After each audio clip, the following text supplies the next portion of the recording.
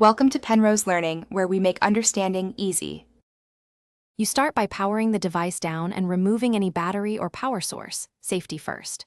Once done, lay out a spudger, small screwdrivers, magnifier, multimeter, and the replacement 3.5 mm jack. You inspect the jack area with good light and a magnifier to spot debris, corrosion, or loose contacts. Make sure you document screw locations and take photos of ribbon cables. This prevents mistakes during reassembly. Begin opening the case immediately using the right screwdriver and gentle prying.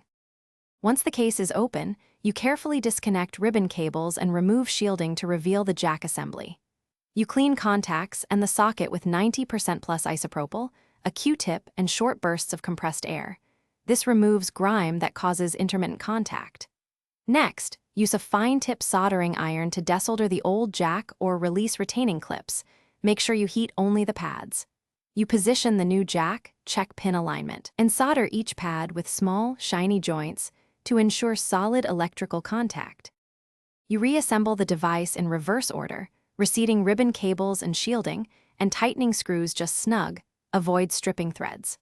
Once reassembled, plug in headphones and play a test sound while you gently wiggle the plug to verify a consistent connection and mechanical fit.